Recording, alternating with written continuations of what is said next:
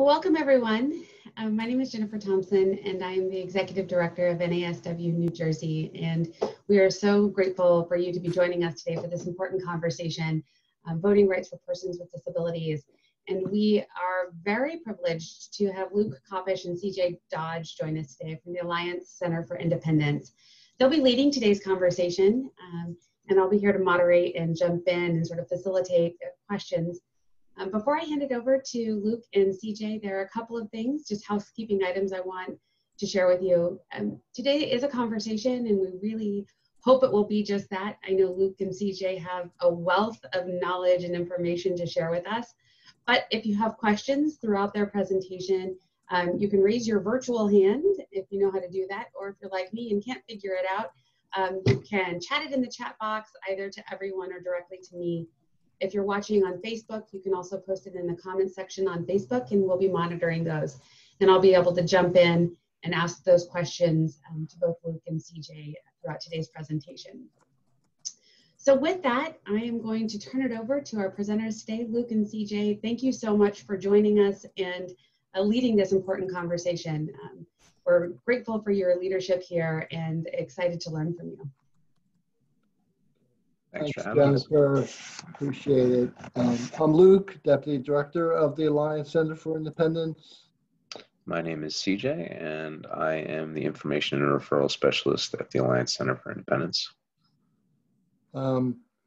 So for those of you who do not know who we are, I see Christine and Jacqueline, they know who we are, so it's good to see them.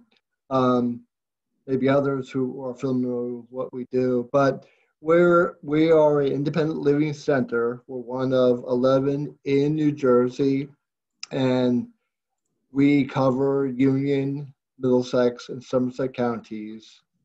I know this is a group of people from throughout the state, so if you want to know what independent living center covers your area, give us a call, talk to CJ.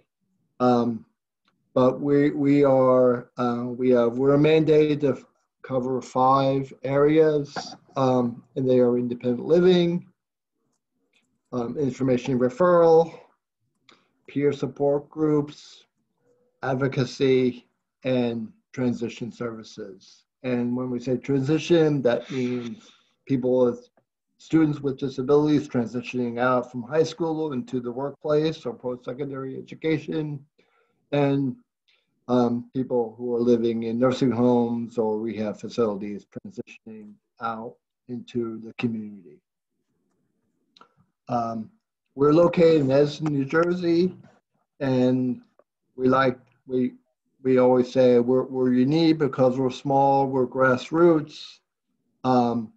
50% of our employees have to have a disability. That's the mandate. And at least 50% of our board are people with disabilities. So we are people with disabilities, and that makes us effective in working with people with disabilities. CJ, want to add?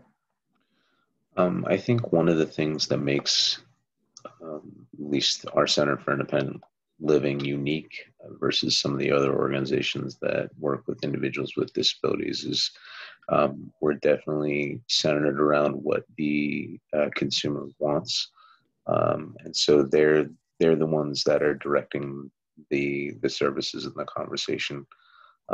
So our job is to facilitate what their goals and their desires are and where they would like to go, versus some other models where they are kind of guiding the individual with the disability where they think they should go.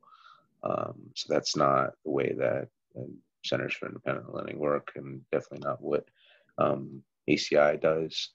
I think another thing that makes us unique is a lot of our services are free and don't have any waiting lists. And so we're often, the first person that answers a phone call, and we'll get back to people where other organizations, it may take a while for them to hear back from. So that's something that makes us a bit unique. We do a lot with voting. Voting is extremely important for people with disabilities. And I should point out that we work with all disabilities. Most of our, we're mandated to provide, provide services for young kids all the way to older folks. But most of the people we work with are probably roughly high school age to older middle-aged people, I guess. But and like I said, all disabilities, physical, intellectual, emotional. We work with a lot of people with autism, especially in schools. So one of the things that is part of our advocacy efforts is voting. I heard there's an election coming up. I'm not sure. Rumor has it there's an election this year. So typically, in a typical year, we are out there. CJ and I and other people have gone out to workshops and work programs and group homes and done our, PowerPoint, and we give out T-shirts, and we register people to vote. We have these big cutout posters of a donkey representing the Democratic Party and then the elephant representing the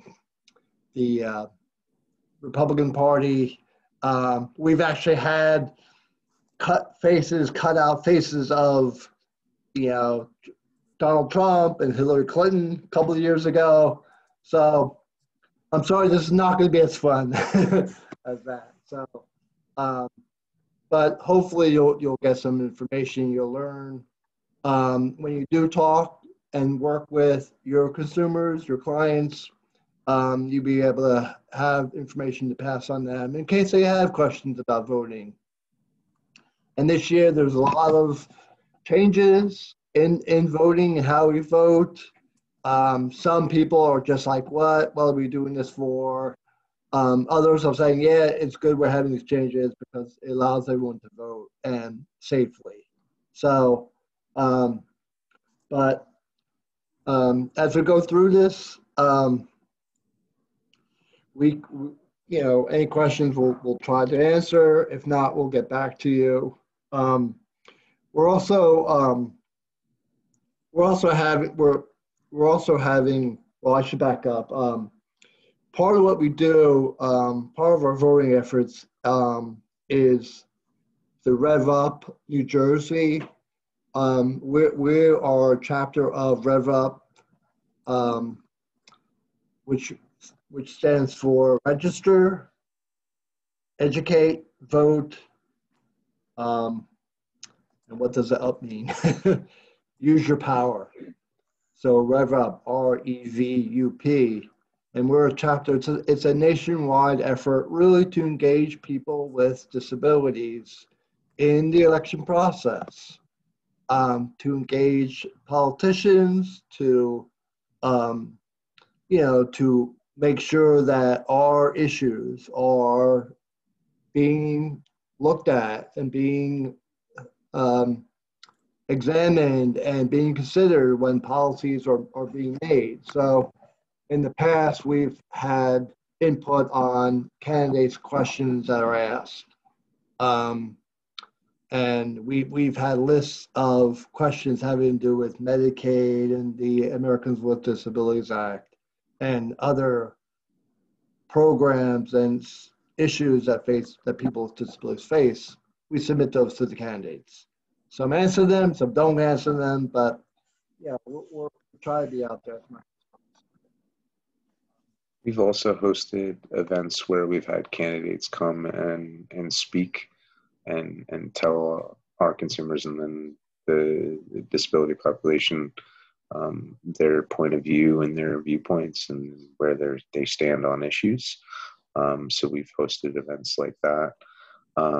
during the year when we don't have things like COVID going on, we generally have a big rally down in Trenton in front of the State House once a year in the summer, where we also have various politicians come and speak, as well as individuals with disabilities who speak. And it's an opportunity to tell folks what their, the issues that they believe are important and to be heard. So that's another big event that we generally do. Right. Yeah, it was like 2 years ago, last week, that we had a congressional forum, and then like a week later or 2 weeks later, we had a senatorial candidates forum. So these things are important. The candidates need to see us out there and need to see us as voters, and a lot of them don't see us as voters. So, we'll get into our presentation. So last year was a big year for us, even though it was a kind of off-year election. Statistics here. We registered 485 new voters, and we partnered with other independent living centers throughout the state. So it wasn't just CJ and I doing all 485, but we did the bulk of it. We did 18 voter registration events and 11 voting rights presentations. And then we have a unique relationship with our county board of elections, and they come every year, sometimes twice a year, to do a voting booth demonstration, and geared towards people with disabilities who are maybe our first-time voters who don't know how to use the machine. So a gentleman comes and demonstrates how to use the machine, how it tilts down to accommodate a wheelchair user. It also has an audio component to it, so we try that out. We have someone in the office who has a vision impairment, and he kind of bribe him to use the machine. I don't know, he's reluctant to use it, but he does it. And so it's our way of saying, kind of reduce the mystery about voting. We want people to vote however they want to vote, but we also want people, if they can vote in person, vote in person. It's not too hard. They may need accommodations, but it's something that people should have a choice to do. For some folks that might be first-time voters or individuals with disabilities who haven't voted in person, events like when we have folks come to our office and try out the new voting machines, it allows them to feel more comfortable on election day.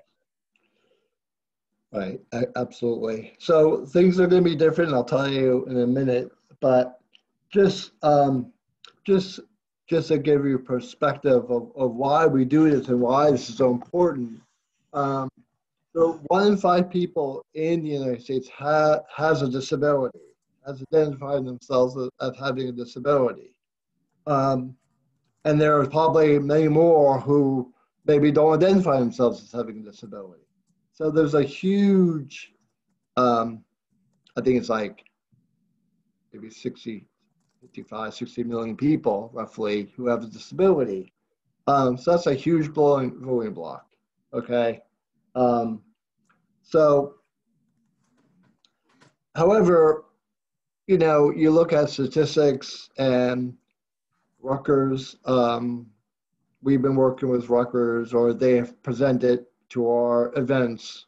A team from Rutgers have looked at voting among people with disabilities, and they have concluded that people with disabilities don't vote in the same number as people without disabilities. Okay, the gap is closing.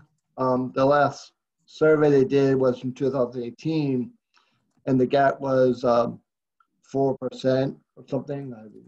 4.7% of people. There's this gap between people with disabilities, and so 4.7% of the people without disabilities are voting more than people with disabilities. So there is a gap. It's narrowing. Okay, it's not as large as it used to be. When I first started working in this field, it used to be like 10%. So, but there are still a lot of barriers that prevent people with disabilities. And I'm afraid there's going to be more barriers this year.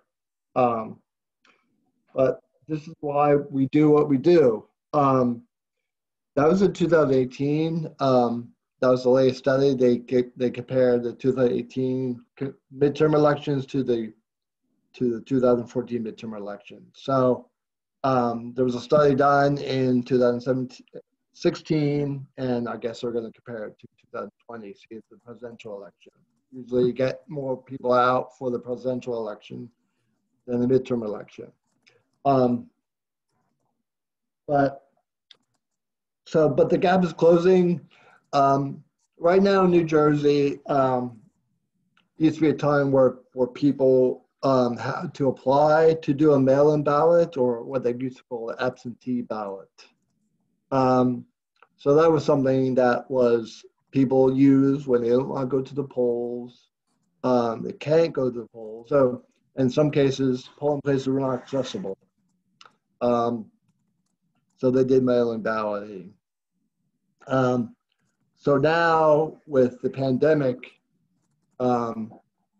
executive order from the governor is saying that the election in this November will be primarily a mail-in ballot election. Okay, so people will be getting their ballots in the mail starting the week of October 3rd, and people can fill them out and send it out, and hopefully it'll be received by November 3rd. So a couple of dates. November 3rd is the general election.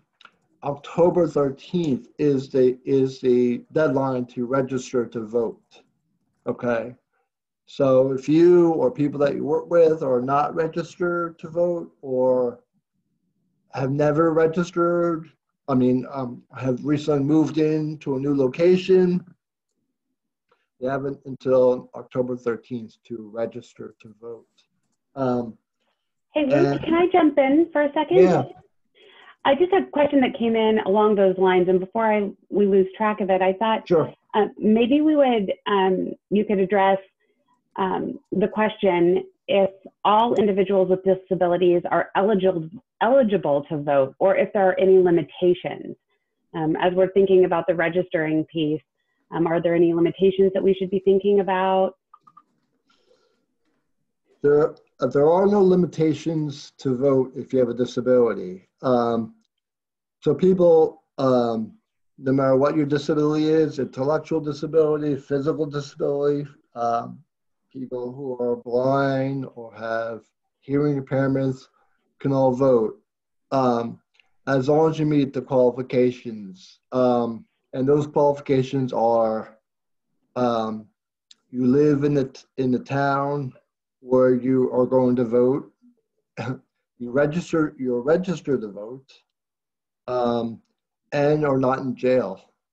Okay. Oh, and you have to be 18 or older. Okay. So 18 or older, vote in the town that you live in. Okay. Register to vote, and not in jail.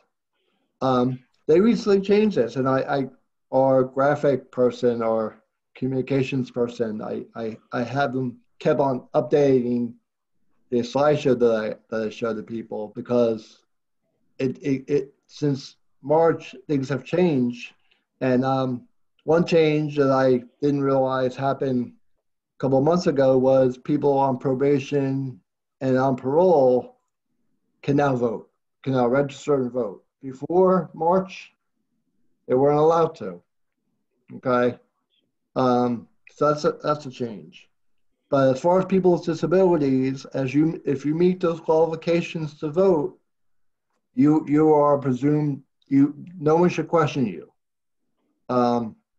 Only a judge can deny your right to vote. Okay, and some of you may know people who have guardians, and the guardian has no say in whether or not you vote. Okay, so that's an important question, and we've talked to parents about voting, and many parents will say, "Oh, you know, I'm guardianship over my son, so I make that decision to vote for him." No, you can't. That's illegal. Okay, or I'm his power of attorney, so I don't allow him to vote. Nope, nope. The only person that can take away somebody's right to vote is a judge. Right. And so if you have ID or DD, absolutely, you have the right to vote. Yeah. Do you need an ID to vote and to register? I know that's been a question that we've heard quite a bit, that not all individuals have ID. Right. Yeah. If you're voting for the first time, they do request an ID. We've encouraged people to get like non-driver's ID or things like that. If you don't have an ID, you can bring your or show your last 4 digits of Social Security number. So that's an acceptable way to prove who you are. You know, they don't want people voting and representing someone else if they're voting. So I guess I have these, security, but that was the issue with the ID, and people don't have IDs. There are non-driver's ID. You can get at motor vehicles, or you can bring your Social Security card or any kind of other kinds of ID that you may have. Something that I think if you bring your like gas or electricity bill that is addressed to your home and with your name on it, that could be a form of ID as well. That could prove where you live and your name. But you can register to vote at any county board of elections too. Right. If you need a place to go and register. Absolutely. So Christine has a question about ID. Only first-time voters, they can request it. Okay. The other thing is the fact that I hope that answers the questions about eligibility to vote if you have a disability.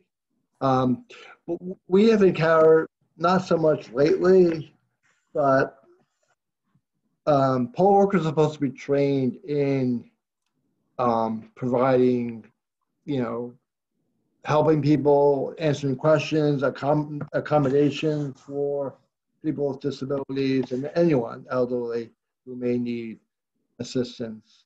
So in the past, we've gotten complaints about poll workers who say, "Oh no, you live in a group home, you can't vote. You don't understand." Okay. We've heard from about politicians who say, "Oh no, I know that group home they live in. I lost the election because they all came out to vote against me. They shouldn't be allowed to vote." When I worked for the state, we used to do voting registration and workshops at developmental centers, and they would go vote in the community, and there would be complaints about the people who are institutionalized voting. They don't know how to vote. They shouldn't be voting. No, it's all right. And I would explain it's really comes down to a choice, and who does know all the issues and all the different policies of each candidate? No one does. So why should that be any different for someone with a disability? Can we dive into that a little bit deeper? I'm wondering if you could speak about what the voting process looks for people with guardians. So if you arrive to vote in person or even by mail, how are guardians able to support individuals who might need assistance, both in filling out the paper ballot if needed, but also in person? Could you speak to that a little bit? Yeah, and jump in anytime, CJ. The guardians have, their role is to assist someone. They can read the ballot for them, for the person. They can actually fill it out for them, but not on their behalf. So in other words, if someone has trouble writing or reading, I'll read you the candidates. The candidate for the Republican Party is Donald Trump. Do you want to vote for Donald Trump? Yes, no. You know, the candidate for the Democratic Party is Joseph Biden. You know, you're not, oh no, you want to vote for Trump. I know you do. Let me write that. You can't do that. So they're guiding, they're assisting, they're maybe reading the ballot for them. There's going to be ballot questions in this year's election. So some people may not understand. So they read the ballot for them. They read the interpretive statement, but they don't vote for them. Okay.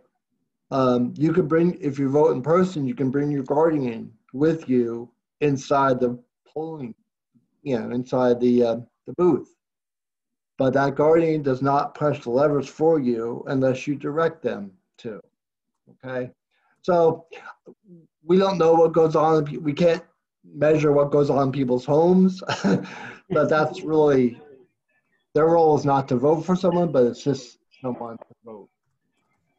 I have a follow-up question to that, and we've heard a lot about the idea of being a bearer. So if I'm a guardian for someone or a caregiver and I've helped you complete the ballot, do I need to fill out that bearer attestation as well, or am I exempt from that? I think I'm going to answer this as best as I know, but I think if you're not, maybe to be more clear, call the Disability Rights New Jersey in Trenton, and I can give you the number for that. But the bearer is really, you fill that out if you are handling the ballot for someone on someone's behalf and submitting that in. That's the way it was explained to me. And so I'm not physically able to go to the Board of Elections and submit my ballot. So I have a friend do it. So my friend needs to fill out the bearer information on the envelope to indicate that I authorize him to carry this ballot, to the Board of Elections. I'm not sure if there's something that is signed by the guardian in the mail-in ballot, saying that I assisted this gentleman or this person, but I can check into that, or we can get the number to call. Mayor Saccone is a woman that we talk with a lot. She's a voting expert at Disability Rights New Jersey. So I can get that for you. Because I don't want to say something that's wrong. Understood. It's a complicated process. I've been wrong before. But yeah, I know when you register people to vote, and we've helped people register to vote, that people may not be able to read or write. So we sign something on the bottom saying that we help them, give her a number or address. So, Jeff has the website in the chat. Okay. I think that's a really nice segue into another question that came in from Carrie in terms of how can staff assist individuals in completing the paper ballot? And if you have any thoughts on that, that would be fantastic. Yeah, staff can definitely read the ballot to them, clarify any kind of confusion that they may have,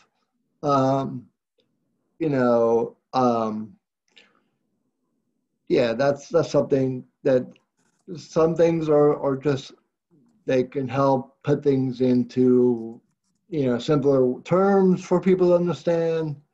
Because going to workshops that we're presenting is also helpful. CJ, you want to add anything that you find that would be helpful? I know that with anytime you need assistance, the poll workers are supposed to be trained on how to adjust the machines. I know for folks that have a physical disability, all the machines do go lower if you use a wheelchair. They have an audio device if you are visually impaired. The directions that are run through the audio give you locations of where things are physically on the machine. So it is very user-friendly for all different types of disabilities. But yes, if you need assistance, it's much different than it was when I first started to vote, where I wasn't able to use the machine on my own. But now, if you choose to vote on your own, there's ways to do that because there are accommodations.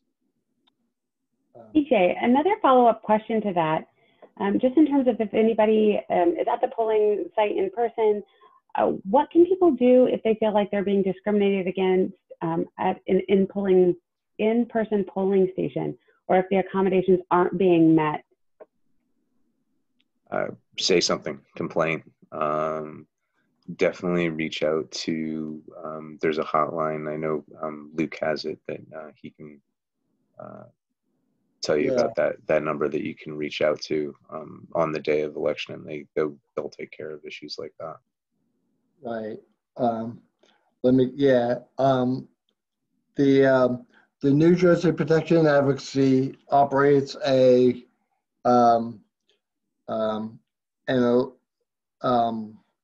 hotline that is actually up now, and it's just see chat.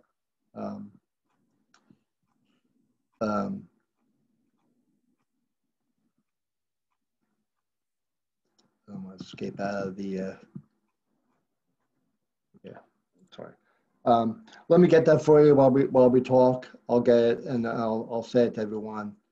But Disability Rights New Jersey, their website is www.drnj.org.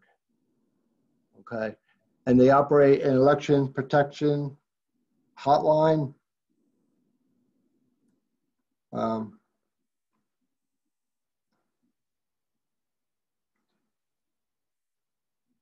Okay, I'll get that in a second.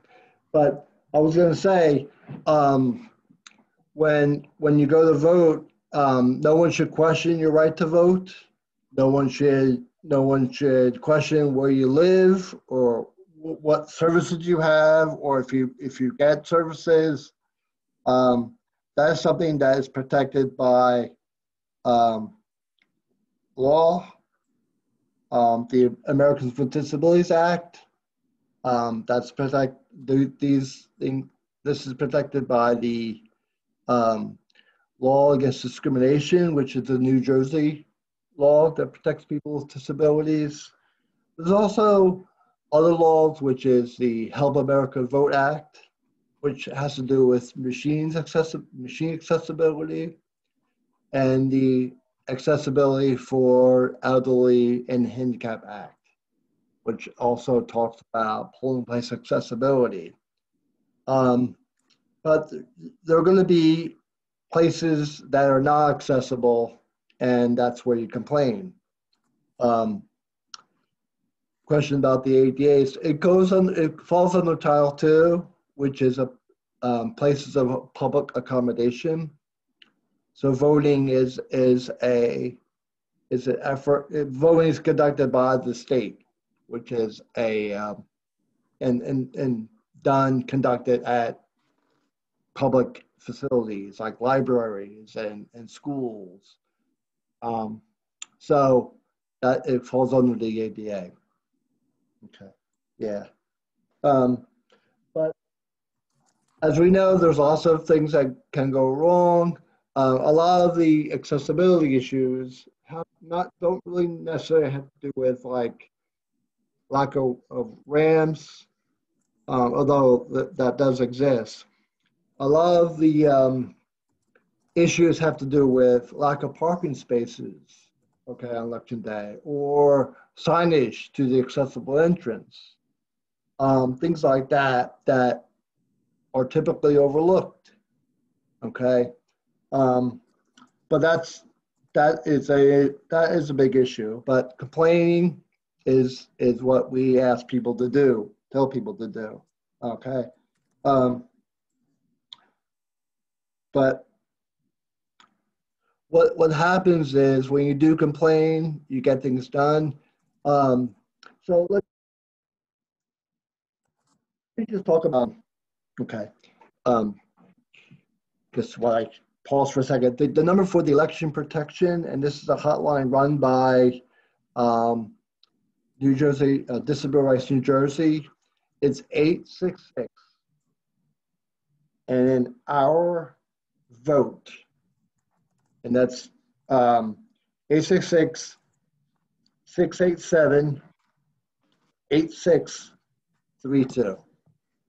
Okay, and that's on the chat. The website's on the chat. Okay. So 866 our vote.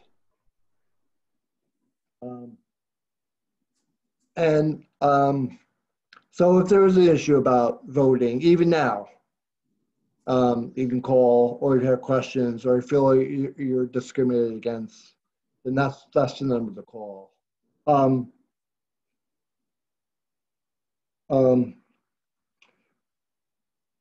I also have another number, and then maybe this is the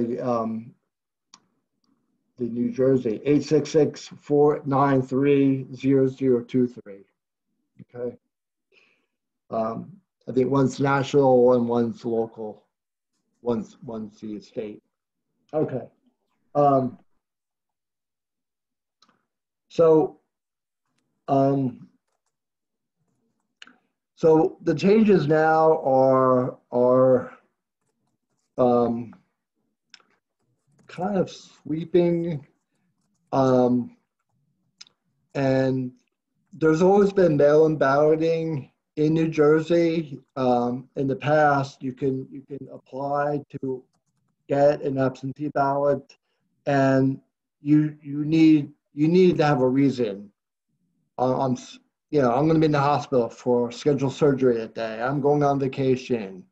I'm going to be away, whatever. As long as you know in the past and you state why I'm not going to be able to vote in person, then they'll send you an absentee ballot. And it was called absentee ballot for that reason.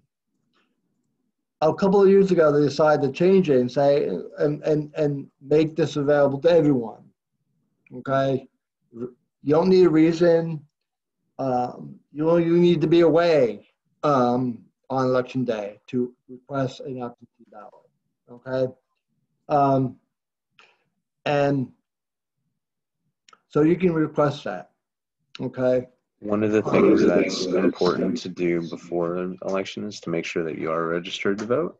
And you can do that really simply by going to your local Board of Elections website and typing in your information, and it'll pop up and tell you if you're registered or not. You can also call them and ask. So if you're not registered to vote, you can register to vote on the website. Now you can vote. You can register to vote online, which is very easy. Okay, that's a new change this year as well. And at the same time, request a mail-in ballot. So if you never voted before, or you recently moved, you need to register to vote.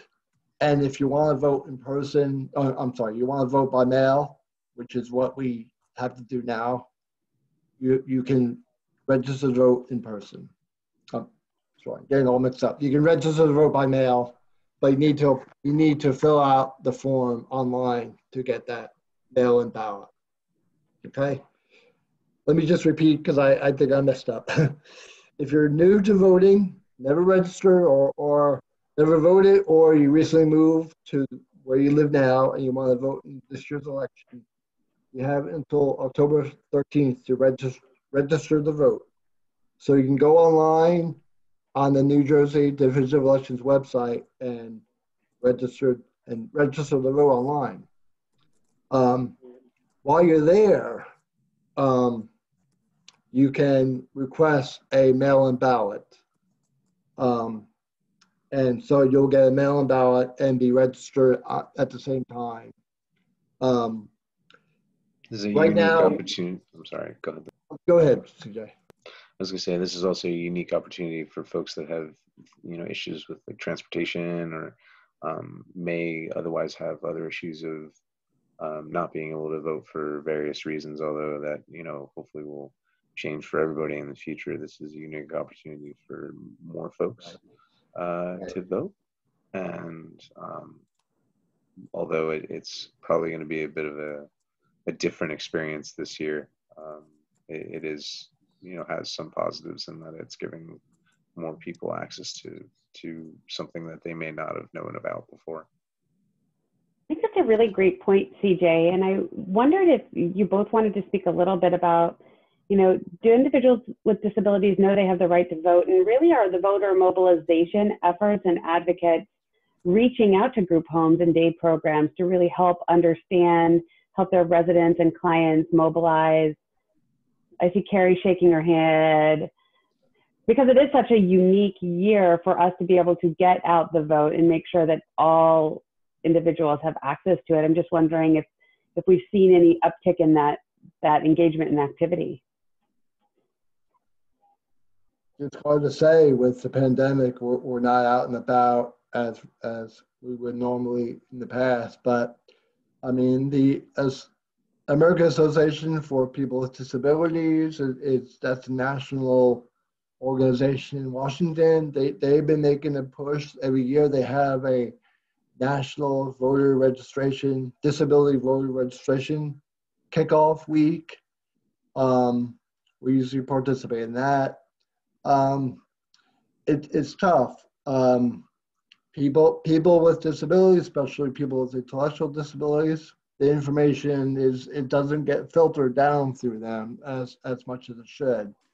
And that's, where we come in and our efforts at this come in. And then you have people who are just so used to voting in person and now they can't. And I just want to go into, how things are going to work this year with voting in person versus mail-in balloting. In the past, vote by mail was a convenient way for people with disabilities to vote. And others,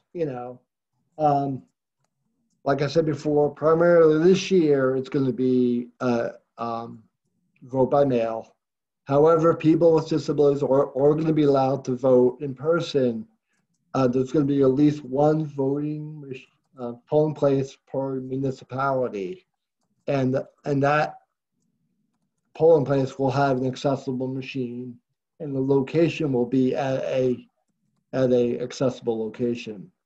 And it's going to be at a polling place that has been a polling place all this time anyway, in years past.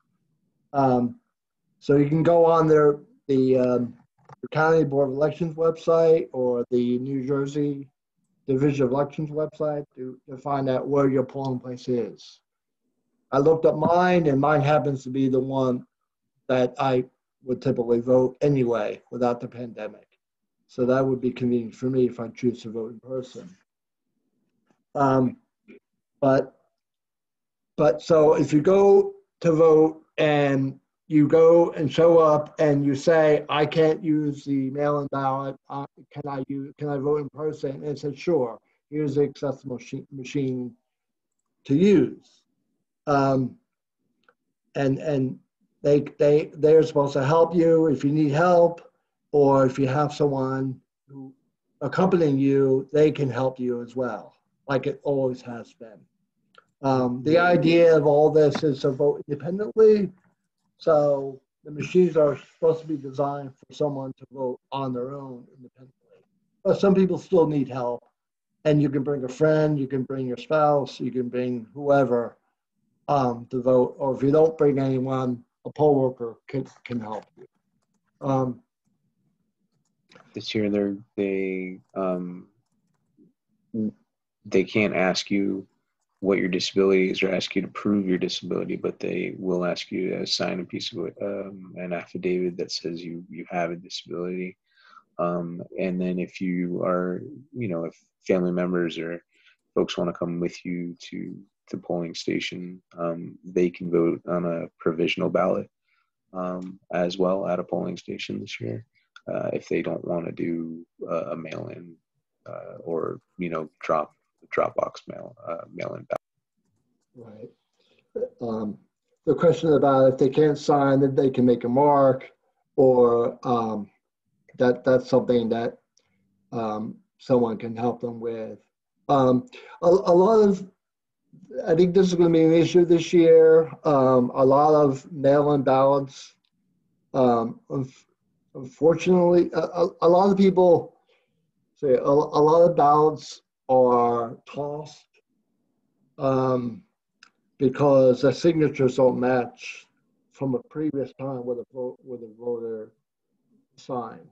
So people with disabilities or people with arthritis, people who age, their signature changes year to year for a lot of us. So that may be an issue for a poll worker who doesn't see a signature matched up. So that may be a problem. They're supposed to scrutinize signatures to prevent fraud.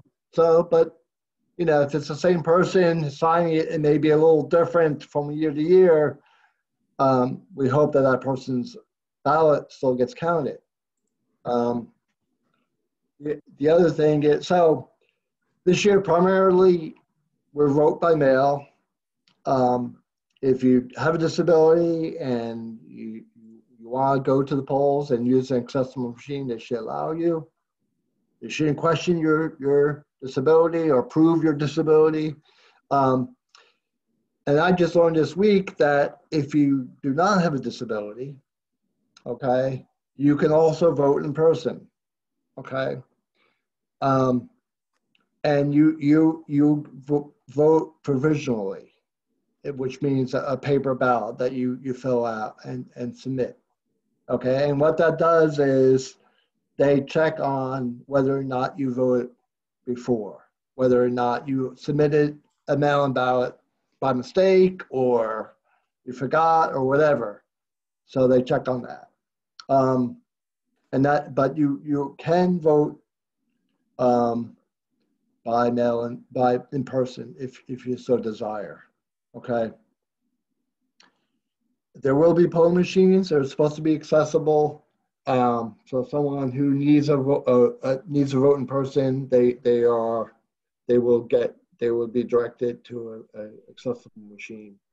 But if you vote by mail, you fill it out, you follow the instructions. It's a great way to get your ballot not counted by not following the instructions. It's like you have to put it in a outer envelope and then send it with the address visible. But you can mail it and put it in the regular mailbox and get it sent by regular post office service mail. Okay. You can drop it off at the polling place that you would go to vote if you voted in person. So again, not all polling places are going to be open. So you got to check and see what polling place that you could drop it off to. Okay, it may be the polling place that you normally vote at, but it may not be. So you got to check. Okay, you can hand it to the poll worker there, and they need to count that or bring it to the Board of Elections and count it. You can also put it in a mail-in ballot drop box that are going to be set up throughout your county. They're going to be located in areas like at a municipal center or near a police department or some public facility where there's going to be cameras trained on this special box, so no one can tamper with it, or if they do, there's evidence. So that's a way. And you can find out where those drop boxes are if you go online to Division of Elections. You can also, and this is what I'm doing personally, you can bring it to the Board of Elections personally, hand it to them. To me, that saves the middle people who are going to be touching my ballot. It just reduces the chances of getting lost, someone mishandling it, someone forgetting it. All the mail-in ballots and all the non-mail-in ballots are given over to the Board of Elections for them to count anyway. So my thought is drive it over there, hand it to them in person, and that's what I'm doing. I know a lot of people can't do that, so the other 4 ways are just as good. Well, those are options that are available for the selection. Okay. Any questions about that? Not a question about that, but Jackie did have a question a little bit earlier. I didn't get a chance to jump in with. Wanted to know if you think you're registered to vote but can't locate your registration online, if you have suggestions of what individuals can do that the boards aren't answering phones. Right. On the Division of Elections website, there is a, at the top bar, it says, "Am I registered?" So you can click on that and you fill in your name and I think your address, and it will show you, yes, you're registered.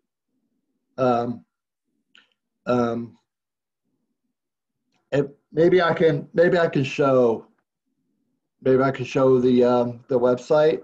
I've been referring to it. Maybe can I just show it, Jennifer, on screen? Is that okay? Yeah, you should be able to show it. Okay. Okay.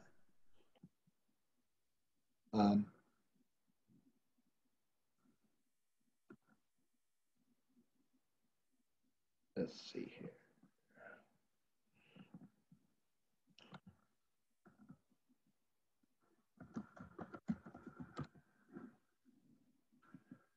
Okay. Division of Elections website. Okay. So this is, they keep on updating this website. So they update it to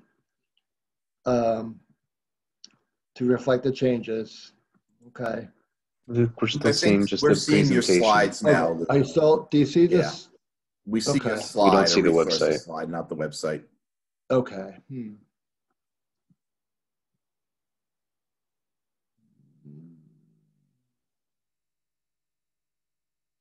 Sharing.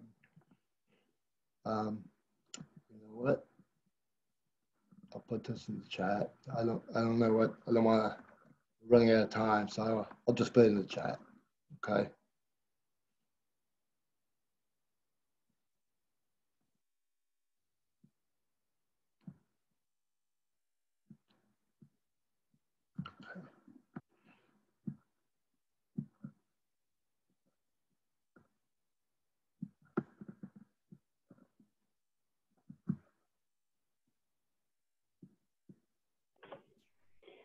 We have just a couple of minutes left in today's conversation. The hour flies by so quickly.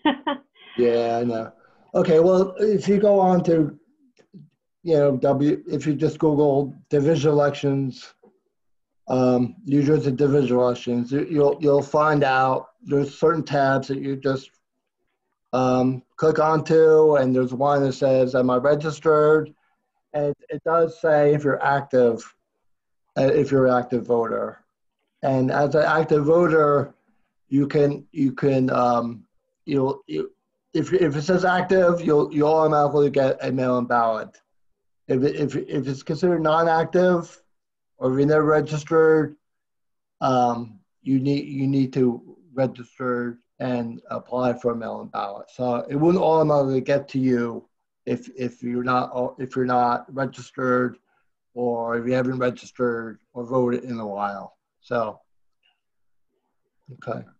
Great. In the last couple of minutes, I'm wondering, if we could just summarize a couple of the takeaways. We talked about a whole lot of great content today, and I feel like there are several really key points that we want to make sure that people take away. First and foremost, make sure that you're registered by October 13th, right? Make sure that you're registered to vote. That all individuals with disabilities have the right to vote. And so if you have a caregiver or you have a guardian, you're in a group home setting, if you need assistance, you still have the right to vote, and that no one is able to take those to a judge. So execute your right to vote and request those mail-in ballots if you can. Certainly complete the mail-in ballots if that's how you choose to vote, but you do have the right to vote in person, and you can bring a guardian with you or a caregiver, and that the polling stations must be accessible, and they must make accommodations. And we've shared a couple of those resources if people arrive at the polling stations and feel they're being discriminated against, and so they can protect their right to vote. Are there other, maybe one or two key points that you think we should take away from today's conversation outside of please vote? Definitely get more involved in your community. There's tons of things on RevUp. There's presentations like this, not just from ACI, but from other organizations. Definitely take advantage of that. I think now that even more people are Zoom savvy and, web-based savvy. So those types of opportunities are easy and more available currently. Yeah. And, if we want people to vote, no matter how they're going to vote. So if you feel that you want to get, if you didn't get a mail-in ballot by the first week of October, call. So that's important. And what I'll do is I'll send some of this information over to Jeff or Jennifer so that can be distributed to people.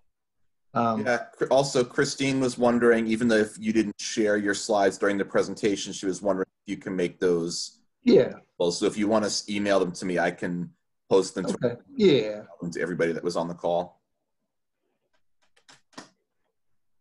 Great. Thank you so much for sharing your knowledge and your expertise with us today. I think it's really an important part of the conversation, and particularly this year, there's an opportunity that we all have that we haven't had before to mail in the ballots and to really engage in this process. And it's our hope that if you're watching and you're a provider or a social worker working with individuals with disabilities, you'll be able to take the presentation into your settings and make sure that people are organized, they know that their rights, and they engage in the process. And if you're a consumer or a family member watching on our Facebook, as I know many of you are, that you will make sure that your friends and family who might have disabilities understand their rights, and that you can help them engage in the process as well. It's important that all of us engage in the process and exercise our rights, and that we fight to make sure that they're protected as well.